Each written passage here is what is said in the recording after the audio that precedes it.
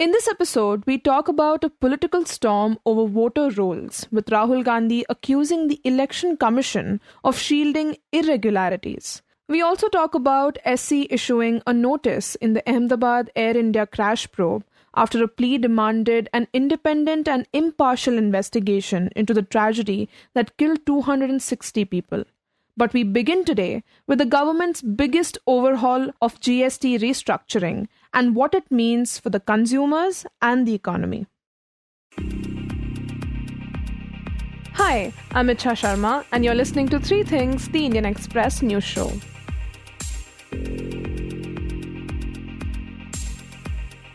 When GST was first introduced back in 2017, it replaced a range of state and central taxes such as octroi, luxury tax, value-added tax, and entry tax. The idea was to simplify things into a single unified structure, with one tax charged at the destination level. But over time, with 4 different slabs of 5, 12, 18, and 28%, the system became complicated. For years, there had been calls to reform it and make it as simple as originally envisioned. And so earlier this month, the government announced a complete restructuring of GST, removing the 12% and 28% brackets while introducing a new 40% slab. As part of this overhaul, the government has reduced taxes on several household and FMCG goods, aiming to put more money into people's hands. So to talk about what these reforms really mean and how they will affect people, my colleague Shashank Bhargav speaks to the Indian Express's Siddharth Upasani. Siddharth, what has been the government's pitch? What does it say about why it has decided to restructure GST?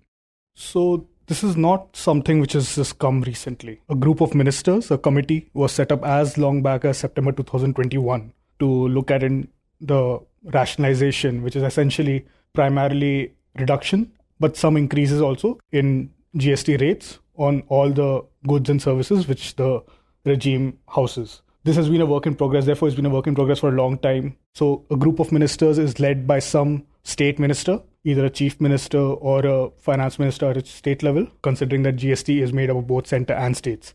Now in the middle you had state elections, a member who was part of this group of ministers on rate rationalization. A new party came into power, so they had to reconvene the entire group of ministers. And therefore this has taken so long. You also had the national elections in the middle last year. So this has been a work in progress for a while, and it has finally seen the light of day. Now, the government's pitch has been that, like in any tax system, we saw the income tax rates being reduced in the budget for 25-26 in February. Indirect tax rates, however, like the GST, are inherently more regressive, which means that, take income tax rates, for instance, where a person earning 30 lakhs or a person earning 10 lakhs, they have different tax rates. So an income tax regime is supposed to be progressive, where a person earning less pays less tax, as opposed to someone who's earning twice or thrice more. However, an indirect tax system like the GST is inherently regressive for the simple reason that two people earning at different levels of income end up paying the same tax on the same item they purchase. Yeah, that's why they say that GST, for example, hurts the poor a lot more. Yeah. So if someone earning 12 lakhs, who now under the new rules, new announcement made in the budget by the finance minister, is not supposed to pay any tax if they're under the new direct tax regime. But if a person earning 12 lakhs buys a packet of Maggi, for instance, and a person earning 50 lakhs also buys a pack of Maggi, they are paying the same amount of tax, which ideally shouldn't be the case, but you can't start, levying different tax rates on items depending on the buyer's income, which is why lower indirect tax rates are better. Therefore, the government's pitch is this, that lower tax rates, indirect tax rates, GST rates, is good for consumption. People at the lower income levels are now able to afford more for the same amount of money. At the same time, what we have seen over the last roughly a decade is that inflation has been coming down. Inflation is the year-on-year change in prices.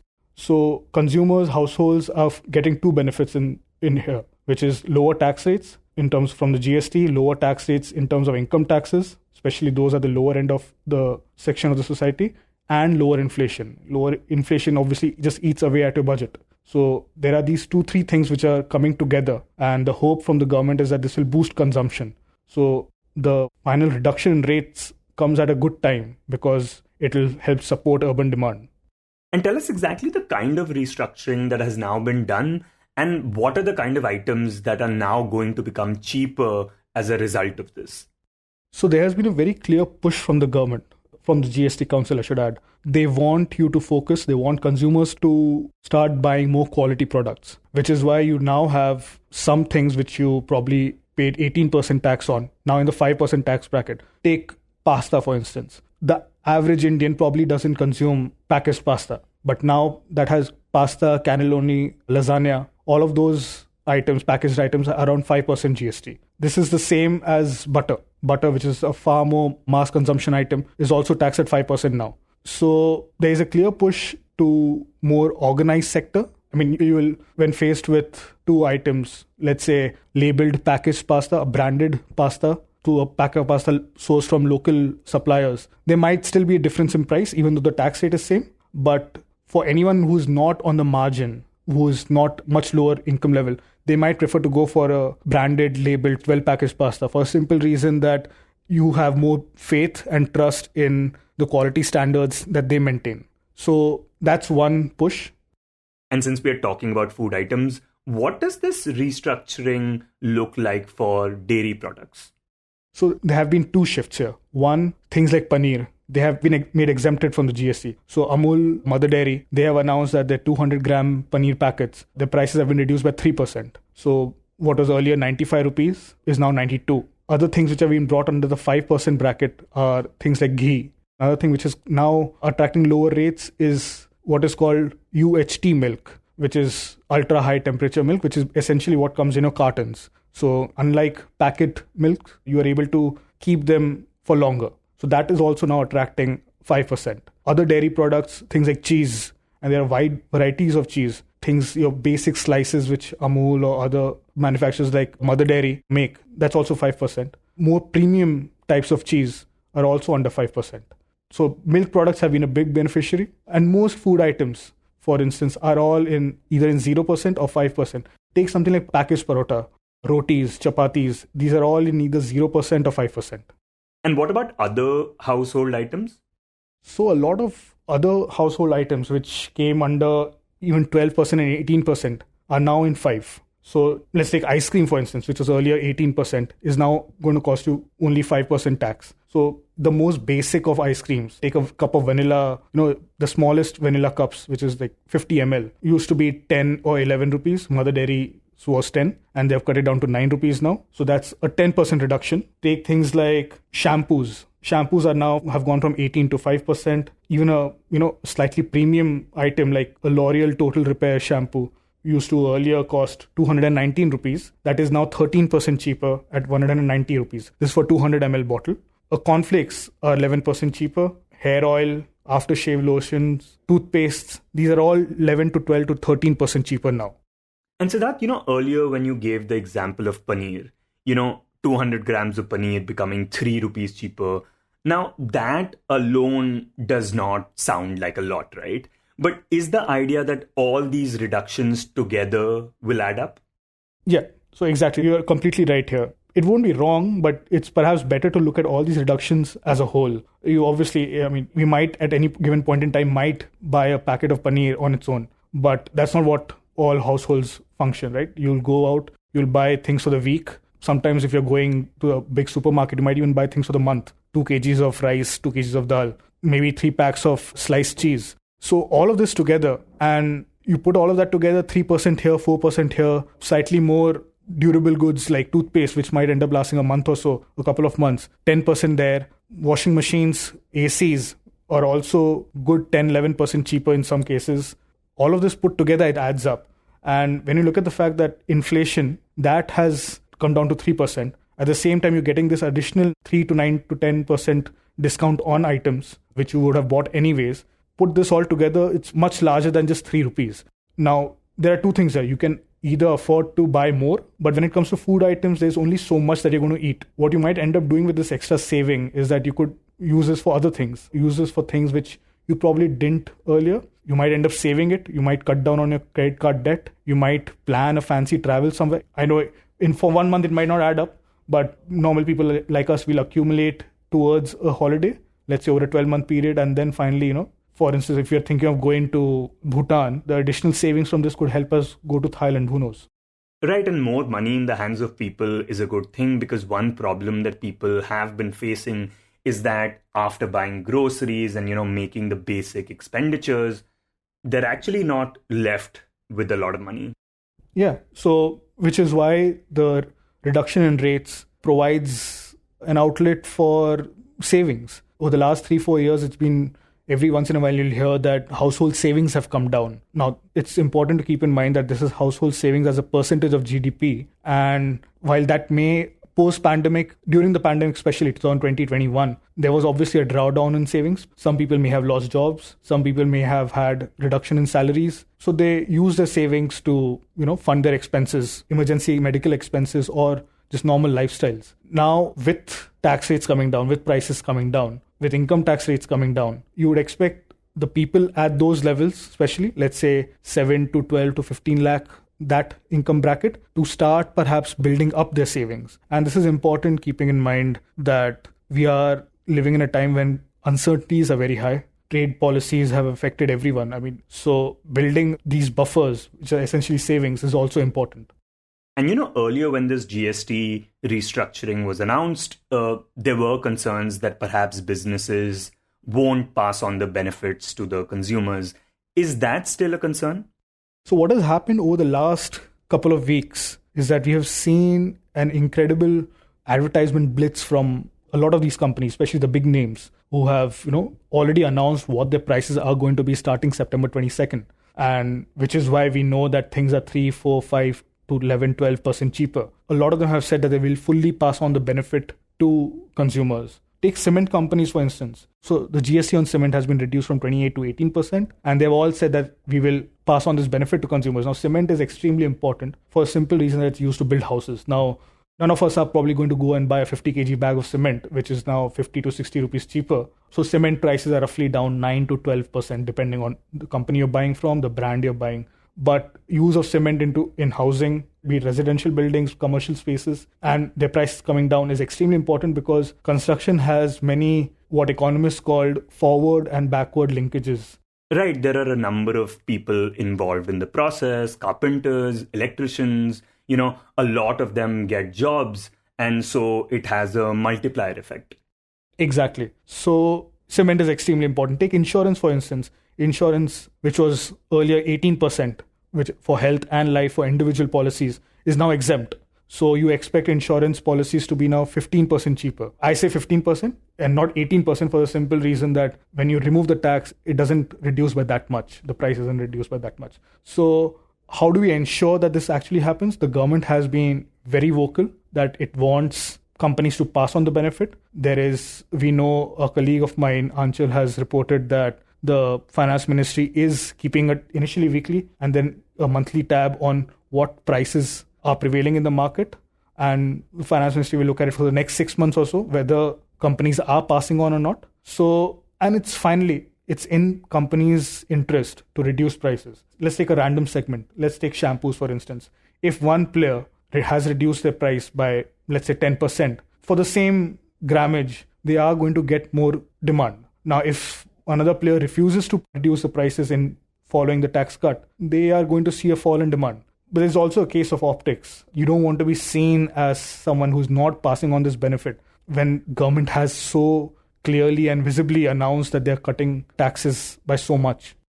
And the other big pitch has been that this will boost demand and thereby improve the overall state of the economy.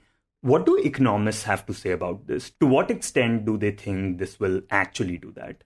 So, as I just mentioned earlier, inflation has already been coming down. In August, the Reserve Bank of India actually reduced its forecast for inflation in 2025-26 to 3.1% from 3.7%, which is a sizable decrease. Now, economists are predicting that because of these price cuts, some of which has happened, more companies will follow suit. You could have CPI inflation averaging as low as 2.5% to 2.6% this year, which is the lowest since the Reserve Bank of India adopted this framework 10 years ago in August 2016. So clearly, inflation is going to be lower. Now, when inflation is lower, therefore prices are increasing less quickly as before. You have more disposable income so to say, with people. That is, they are able to afford more with the same amount of money, same amount of income. You expect them to buy more. Now, they might spread that purchases around a whole variety of things. Even holidays, finally, you are living in a hotel, for instance. You are going to travel by either by rail or by air. All of this put together over a year could lead to the GDP growth rate of India as a whole increasing by anywhere between 50 basis points or 0.5 percentage points to as much as 100 basis points. Let's say if before all these tax cuts, if the economy was expected to grow by 6.5%, over the course of a year, growth might be as high as 7.5% because of this. Now, obviously, this assumes that prices are cut as much as the taxes have been cut. So what economists called complete pass-through to prices. It also assumes that people probably aren't saving as much, that they'll just consume more given that they have more to spend. So there is, of course, a range. And you also have to keep in mind that, like I said, global uncertainty is high. So if the US has increased tariff on India to 50% starting last month, then there will be some fallout of that. So you'd expect these tax cuts to cancel out some of that. So on the whole, while it might not be as high as people would have been the case otherwise, but you would still expect growth to be higher by anywhere up to 50 to 100 basis points over a year. So over a year is important for a simple reason that these tax cuts are coming into effect on September 22nd, which leaves only half a year for the current fiscal year, which is 2025-26. So you might not see the impact fully this year. The full impact would be seen in 2026-27. And there's more after that. Because of lower prices, consumption behaviors, patterns change. You might not immediately move to a higher quality of good this year. You might do it next year when you are more attuned to price change, what the prices are, where you're more willing to spend next year. So you might end up seeing consumption behaviors change and finally take shape over a period of time as much as maybe 1.5, 2 years.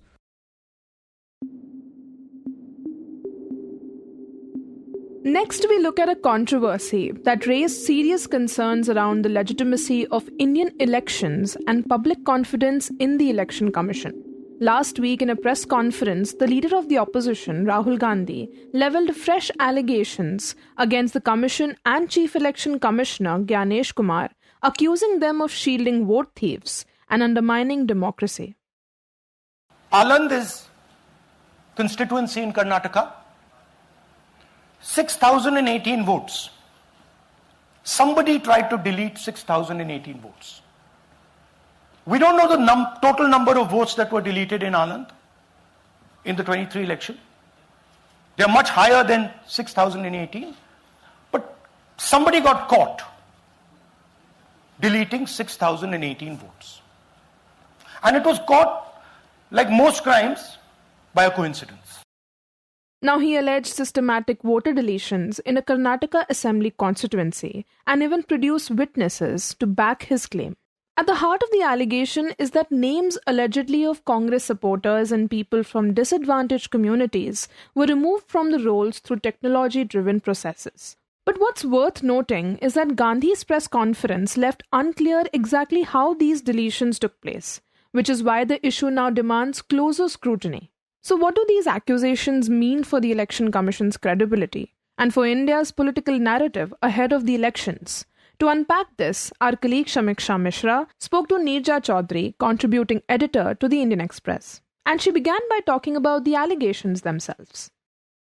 Look, it's not that in the past this has not happened. This has happened in the past, and it was also very strident, very all-out. Rahul Gandhi's grandmother lost her election petition in 1975 when the Allahabad High Court disqualified her for electoral malpractices. And instead of stepping down, she went in for an emergency. And then 2.5 years later, she lost that election. Such was the strength of the public opinion that had built up against her. So it's not as if it's not happened in the past. Of course it has happened in the past. But it has never been so sharp, so strident in tone, and there seems to be no restraint in language at all. You can say the same thing in a different way. In a parliamentary discourse, you don't normally, at least in the past, people didn't use all-out charges. Now, Rahul Gandhi may have evidence, but to use language like safeguarding, the EC is safeguarding the murderers of democracy. Now, you have to come out with much more evidence. At the moment, I didn't fully understand how the voters can be deleted from the voters list. Is it using what he was alluding to, using some kind of technology and software? And this can be done online. And he said 6,000 plus voters were deleted. They were obviously supporters of the Congress party and also belonging to the lower caste, etc. Now he's produced some witnesses. Certainly, I would say it could have been handled differently because, why should it be handled differently? Why shouldn't we have the right to say things very openly, boldly, attack the other side? If this is the truth, you would say that. But till it becomes the truth, and because what is at stake is the legitimacy of the whole electoral process in India. Nothing is more precious to our democracy than that, the legitimacy of election. So you cannot take this lightly at all. Either making charges without enough proof, or equally what the Election Commission is also doing is very strange. Neerja says that this is where the Commission's handling comes under scrutiny. According to her, a simple confidence-building step would have been to invite the opposition leader and his team for a detailed meeting. Instead, by responding through social media posts, the Commission risks appearing partisan. Because the other side, the LOP, should not have even an iota of doubt about the veracity of elections. So I think both sides has been very disappointing in the way they've handled this. I don't know what the truth is about Rahul Gandhi's charge. And I would say certainly that it needs to be looked into. This is what the Election Commission is supposed to do. It is to dispel any doubts. As I keep saying, Caesar's wife must be above suspicion in a democracy, but seem to be above suspicion also. Now, politically, Neerja says the opposition's strategy seems to be to keep the issue simmering. After a voter rights yatra that drew public attention, Gandhi's team has signaled that it will return to the theme repeatedly, though this approach is not uniform across the opposition. It's very interesting that Tejasvi Yadav, who undertook that yatra with Rahul Gandhi in Bihar, has started another yatra that is on Bihar Yatra, the rights of Bihar. Right. And he's going to go through 5 districts. And he has not made voter chori an issue. He's talking about livelihoods, economic distress, prices, rampant corruption in Nitish Kumar's government, but he's not referred so far to this vote chori. Now, to my mind, the question comes, is this an acknowledgement that this issue is not having the kind of traction that they'd hoped for? Or because it's having less traction because the Aadhaar card is now being introduced, accepted as one of the documents for voter getting on the voter rolls or being on the voter rolls? So I don't have a feel for this answer. Is it an issue or is it not? How much of an issue it is? But the timing of it is also very interesting. The Bihar Yatra was undertaking, keeping in mind the elections in Bihar, couple of months down the line. But today, Rahul Gandhi brings the charge of vote chori again. But it doesn't relate to Bihar. He's talking about an assembly constituency in Karnataka in 2023. Strategically, I don't know. Does it make sense? I don't know. So will that agitate the voter in Bihar? What happened in one of the assembly constituencies in Karnataka? Or will the point that this has been happening, because this happened here, it has been happening in other states also. So it's a widespread malaise which needs to be looked at. Now, when it comes to the ruling party, they quickly pushed back. At a press conference, senior BJP leader Anurag Thakur described Gandhi's stance as infiltrators' first politics. The BJP is going on its own agenda. The issue it's going to flag in Bihar, which is infiltrators. The Prime Minister also spoke about it. And they're going to have a mission. The Prime Minister spoke about that at his Independence Day speech about illegal migrants that have come into the country. And illegal migrants must be sent out. Some way has to be found. Nobody's making a case for keeping illegal migrants in. But under the garb of illegal migrants, you cannot say other Bengalis must be sent out, which has happened in some parts. And that has been a cause of concern to many people. So Anurag Thakur saying that Rahul Gandhi is pursuing his pro-infiltrators policy that the Congress, this is the line the BJP is taking. And also that, they're playing caste politics. Now, it could be true that the names deleted largely belong to those of the, whether it's the Dalit community, the Muslim community, or the OBCs or the EBCs. And Rahul Gandhi is certainly making a pitch for the support of these communities when he's talked about the caste census. So it's very much part of his politics. It's very much part of the politics of the BJP to go against the infiltrators and to paint the Congress as a party that favors infiltrators. So that is politics. But I feel that, as I said in the beginning, Sanyam, restraint in language. The same thing can be said sharply, smartly, without being so ugly and personal. And besides this, Neerja says that there's also an institutional dimension. The opposition has long claimed that agencies like the ED, CBI, and income tax are used for partisan purposes, and the current controversy extends that allegation to the Election Commission itself. Look, this is a charge that is made, that this is again a cause for concern. The manner in which the ED, CBI, income tax, and now the Election Commission, as the opposition has charged the government of being used for partisan reasons, for political reasons, and to get at those who are opponents rather than for cleansing the system. These agencies were not used in the past, but they have certainly been used much more under this government. And this is something that they have to worry about and think about.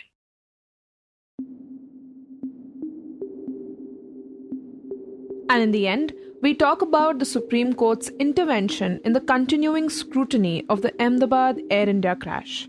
Yesterday, the Supreme Court issued notice regarding a plea seeking an independent investigation into the 12th of June crash of an Air India Boeing 787 Dreamliner in Ahmedabad, which killed 260 people. The plea was filed by Safety Matter Foundation, an aviation safety NGO, which raised concerns over the handling of the probe by the Aircraft Accident Investigation Bureau. According to a report by the Indian Express's Ananthakrishnan Ji, a bench of Justices Suryakant and N.K. Singh said it was unfortunate that media reports had suggested pilot error as the cause of the crash, when citing the preliminary findings of the Aircraft Accident Investigation Bureau, or AAIB. The court decided the Centre, the Director General of AAIB, and the Director General of Civil Aviation respond to the plea. It limited its direction to ensuring a free, fair, impartial, independent, and expeditious investigation by an expert body. Advocate Prashant Bhushan, representing the NGO, sought disclosure of the flight data recorder details. The bench, however, declined to make the data public, stressing that confidentiality must be maintained until the regular inquiry concludes. Meanwhile, the NGO's petition argued that AAIB's preliminary report was incomplete, selective, and lacked transparency. It claimed that the report did not comply with the 225 of the Aircraft Investigation of Accidents and Incidents Rules of 2017, which requires dissemination of all available data during early stages of investigation. Instead, the report allegedly provided paraphrased references to cockpit voice recordings without timestamps, transcripts, or supporting context. Ananthakrishnan further reports that according to the petition, this selective disclosure shaped a misleading perception that pilot error was solely responsible, while potentially absolving the airline and manufacturer. The plea also alleged that releasing unverified extracts of the cockpit voice recording titled public opinion in the favor of the operator and manufacturer, contrary to principles of impartiality and accountability. You were listening to Three Things by the Indian Express. Today's show was edited and mixed by Suresh Pawar and produced by Shashank Bhargav and me, Ichha Sharma. If you like the show, do subscribe to us wherever you get your podcast. You can also recommend it to someone you think may like it, with a friend or in your family. This is the best way for people to get to know about us. You can also tweet us at Express Podcast or write to us at podcast@indianexpress.com.